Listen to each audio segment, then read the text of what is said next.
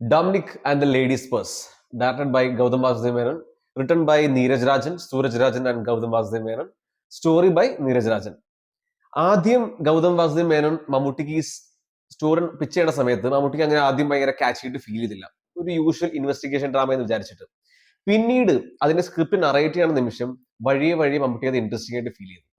നമുക്കും as A viewer നമുക്കും ആ സെയിം എക്സ്പീരിയൻസ് ആണ് ഫീൽ ചെയ്യുക. നമ്മളും ആ ഒരു ഇൻവെസ്റ്റിഗേഷന്റെ ഭാഗം പയ്യെ ആവുകയാണ്. ഒരു അത്യാവശ്യം ലാഗ് ഉള്ള decent first half, good second half and very good climax. അങ്ങനെയാണ് സിനിമയെ വേർതിരിക്കേണ്ടത്.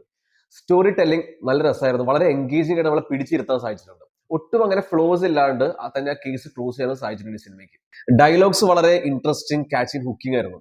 ഡൊമിനിക് എന്ന ലേഡീസ് പേഴ്സൺ സിനിമ നിങ്ങൾക്ക് ഇഷ്ടമാവുകയാണെങ്കിൽ അങ്ങനത്തെ ഒരു സിമിലർ സിനിമകളാണ് Thupparivaalan, agent Sai Srinivasa Athreya, കാവലുദാരി.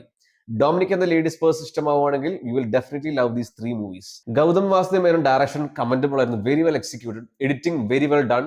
Colour grading was very well done. Visuals നല്ല രസമായിരുന്നു.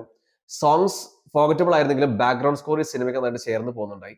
നെഗറ്റീവ്സിനെ പറ്റി പറയുകയാണെങ്കിൽ റൈറ്റേഴ്സിന് അൺനെസറി സീൻസും അൺനെസറി ആക്ഷൻ സീക്വൻസ് ഒക്കെ അവോയ്ഡ് ചെയ്യുകയായിരുന്നെങ്കിൽ റൈറ്റേഴ്സിന് ബെറ്റർ മൂവി എക്സ്പീരിയൻസ് തരാൻ സാധിച്ചത്. ഇതൊക്കെ ആ ഒരു ഇൻവെസ്റ്റിഗേഷന്റെ ആ ഒരു ത്രില്ലിനെ തന്നെ ബാധിച്ച പോലെയാണ് ഫീൽ ചെയ്തത്. ആക്ഷൻ സീക്വൻസ് അത്രയും എഫക്റ്റീവ് ആയിട്ട് ഫീൽ ചെയ്തില്ല. സെക്കൻഡ് ഹാഫ് ആയിട്ട് കമ്പയർ ചെയ്യുമ്പോൾ ഫസ്റ്റ് ഹാഫ് ഒരു ഡീസന്റ് ആയിട്ട് തോന്നിയുള്ളൂ. ഇനി പെർഫോമൻസിനെ പറ്റി പറയുകയാണെങ്കിൽ Mammootty as detective Dominic very good job തന്നെ ചെയ്തിരിക്കുന്നത്. ആ ഒരു ഷെർലോക്ക് ഹോംസ് ക്യാരക്ടർ മമ്മൂട്ടിയുടെ കയ്യിൽ കംപ്ലീറ്റ്ലി സേഫ് ആയിരുന്നു.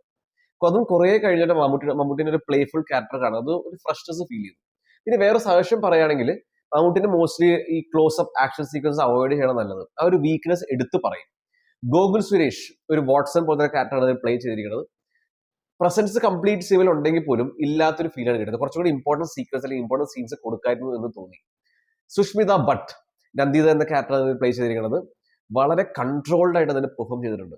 ഒരു ഡെബ്യൂ ആക്ട്രസ് എന്ന നിലയ്ക്ക് നോക്കുവാണെങ്കിൽ എപ്പോൾ വേണേലും കൈവിട്ട് പോകേണ്ട ഒരു ക്യാരക്ടറായിരുന്നു. But she has done a very good job.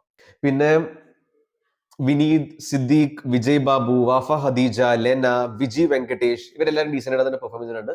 Shine Tom ചാക്കോവും Dinesh പ്രഭാകരനെ waste ആയി പോകാൻ ഫീൽ ചെയ്തത്. Overall it's an engaging investigation drama.